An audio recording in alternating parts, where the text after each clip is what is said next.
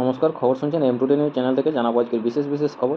বাছাই করা খবরগুলো পেতে চ্যানেলটিতে সাবস্ক্রাইব করে পাশে থাকা বেল আইকনটি অল করে রাখুন। শুরুতেই হেডলাইন্স। যাদবপুরে পিটিয়ে খুনের অভিযোগ তদন্তে পুলিশ। বসন্তেই তীব্র গরমের পূর্বাভাস আলিপুর আবহাওয়া দপ্তরের। ভোটার লিস্ট সংক্রান্ত বিষয় নিয়ে আগামী 16 মার্চ ভার্চুয়াল বৈঠক করবেন অভিষেক বন্দ্যোপাধ্যায়। কর্পোরেট হলুদ ট্যাক্সির বিরোধিতায় সরব বামেরা। ছোট জমির চারদিকে 4 ফুট ছাড় আর নয়, নয়া বিধি কলকাতায় রাজ্য জুড়ে কার্যকরে। 125 বছর পূর্তির উৎসব পানিহাটি পুরসভায় পরিষেবা নিতে এলেন 1000 টাকা। নিউ ব্যারাকপুরে পুলিশ পরিচয় দিয়ে ছিনতাই মূল অভিযুক্ত তৃণমূল নেতা পলাতক। উত্তর পূর্বাঞ্চলীয় রাজ্যে লগ্নে টানতে কলকাতায় রোড শো। কলকাতা বিমানবন্দরের কাছে বাজেয়াপ্ত ট্রাক ভর্তি শব্দবাজি। চরম পথ বেছে নেওয়ার আগে খাসির মাংস ভাত লাঞ্চ সেরেছে দে পরিবার। শাহের নির্দেশে বাহিনীর অভিযানের প্রথম দিনে ফের উত্তপ্ত মণিপুর বাসে হামলা। হাম্পির কাছে ইসরায়েলি তরুণীকে গণধর্ষণ। লালসার শিকার হোমস্টের মালকিনও। Damage control. ডুপ্লিকেট ভোটার কার্ডে ইউনিক নম্বর 3 মাসেই। মূল্যবৃদ্ধির আঁচে এসআইপি থেকেও মুখ ফেরাচ্ছে জনতা। 7 কোটির চেক বাউন্স। প্রাক্তন ক্রিকেটার সেহবাগের ভাই গ্রেপ্তার। আপনারা এতক্ষণ শুনলেন আজকের শিরোনাম। আসবো বিস্তারিত খবরে। কেন্দ্রীয় স্বরাষ্ট্রমন্ত্রী মণিপুরে স্বাভাবিক জীবন ফেরানোর কথা বলেও এখনও আশ্বস্ত হতে পারছেন না কুকিরা। পৃথক প্রশাসন গঠিত না হওয়া পর্যন্ত রাস্তা ছাড়তে নারাজ তারা, যার জেরে বাহিনীর অবাধ চলাচল অভিযানের প্রথম দিনেই দেখা দিল অশান্তি। প্রতিদিন নিয়মিত গুরুত্বপূর্ণ খবরগুলো শোনার জন্য আমাদের চ্যানেলটি সাবস্ক্রাইব করে রাখুন। আসবো পরের খবরে। বেঙ্গালুরু 8ই মার্চ। ভারতে বেড়াতে এসে ফের গণধর্ষণের শিকার হলেন বিদেশি পর্যটক। এবার কর্ণাটকে বছর 27 বয়সী এক ইসরায়েলি তরুণীকে 3 জন মিলে ধর্ষণ করে বলে অভিযোগ। তার সঙ্গেই স্থানীয় হোমস্টের মালকিনকেও গণধর্ষণ করে দুষ্কৃতীরা। খালে ঠেলে ফেলে দেওয়া হয় পর্যটক দলের 3 পুরুষ সদস্যকেও। তাদের মধ্যে একজনের মৃত্যু হয়েছে।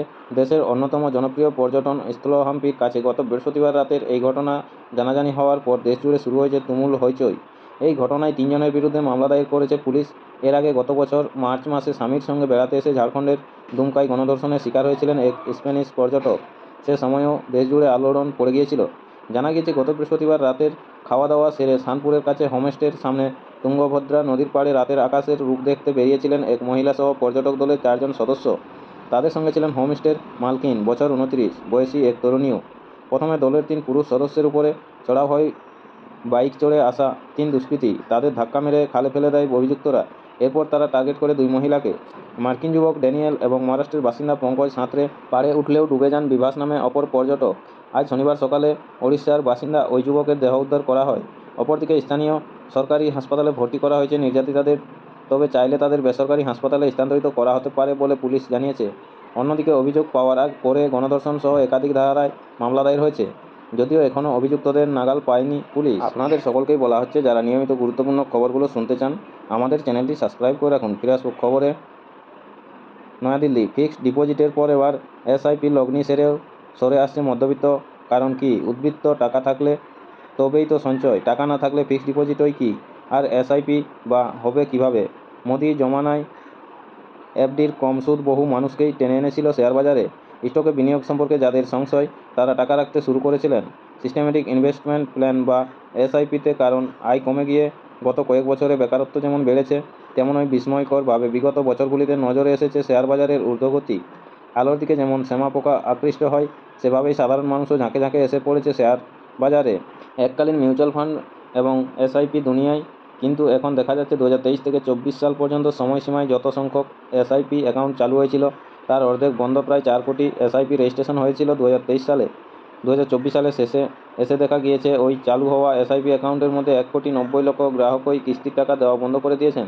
বহু ক্ষেত্রে টাকাও তুলে নেওয়া হয়েছে।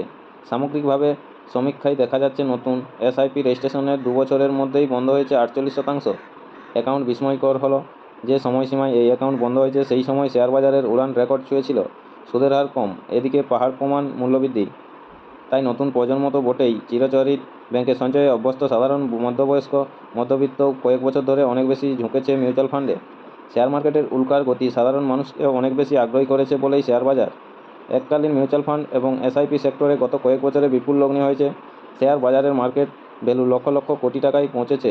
তার নেপথ্য মূলত রিটেল লগ্নিকারীরা অর্থাৎ সাধারণ মধ্যবিত্ত। এই প্রবণতা বৃদ্ধি পাওয়ায় সবথেকে বেশি ধাক্কা খেয়েছে চিরাচরিত মধ্যবিত্ত সঞ্চয় প্রবণতা, ফিক্সড ডিপোজিট।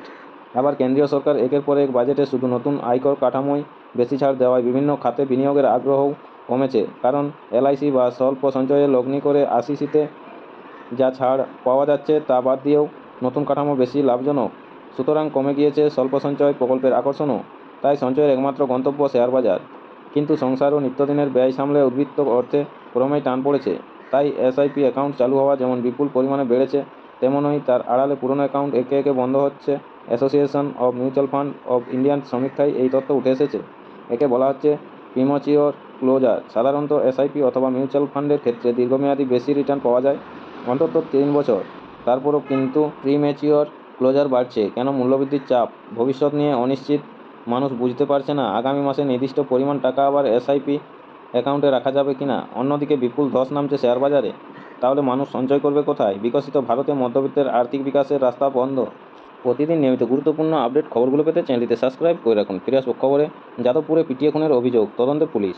শহরে পিটিয়ে খুনের অভিযোগ, চাঞ্চল্য যাদবপুরের বিজয়গড় এলাকায়। সূত্রের খবর, যাদবপুরের বিজয়গড়ের বাসিন্দা জয়ন্ত সেন একজন ক্যাব চালক। গত 4 মার্চ সারাদিন ডিউটি করে রাত 11টা 30 নাগাদ বিজয়গড়ে নিজের ফ্ল্যাটে ফেরেন।